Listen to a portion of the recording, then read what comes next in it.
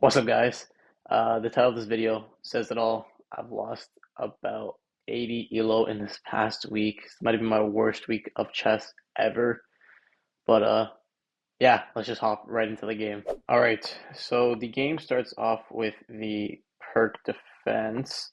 I don't really know how to play it too well, but normally I just focus on simple development, and me and my opponent are just kind of, filling the board out, getting our pieces out, scrambling a little bit. And after we both castle, I decide to move my rook into the center to try to defend this e-pawn. This is something I always talk about. Try to get your rook centralized or on open files and get your rooks connected. And after a little bit more moving, my opponent actually makes a blunder here.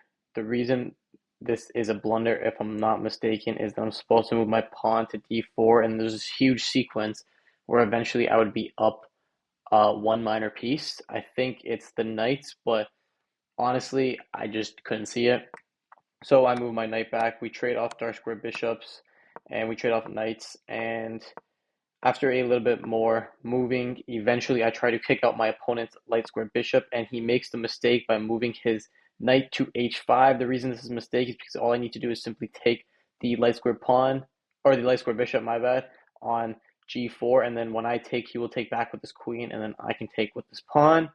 But like I've been saying, I'm on a tremendous losing streak, so I didn't even see that. I just started to play a little bit defensive, and I moved my queen to h2, which was a terrible move.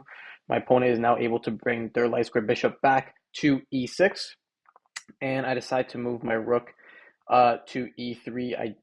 My plan was eventually I'd like to move it to this open file, or this open f3 square, and try to apply some more pressure, because normally it was sitting behind this f2 pawn. Well, I guess technically it was in the middle, but it was still stuck behind that f pawn. Anyways, my opponent moves their knight to f4. I try to attack the queen. I move my light square bishop back. My opponent is now starting to put their rooks on the files that they want to eventually make an attack on. And right here, I move my knight to, or I'm sorry, my rook to f3. And my plan was I'm going to try to trade off this rook for the knight and the pawn, because I can take back I can take it back with the queen, and I know the rook is worth 5 and a knight and a pawn are only worth 1, but in this situation, he has a really good barricade and I just can't break through.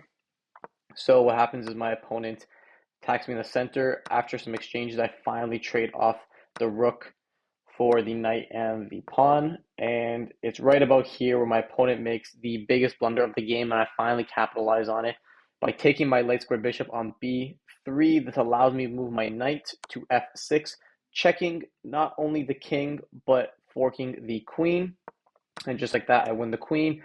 And all I simply do is move my knight back to e5 on this protected square because of my queen.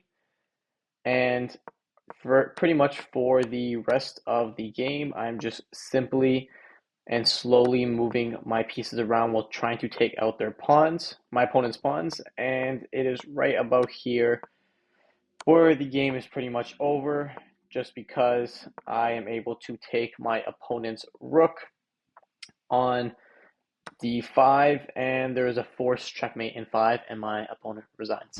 Anyways, like I said, on a little bit of a cold streak, I am currently sitting at 14-24. So yeah, definitely need to work on this a lot.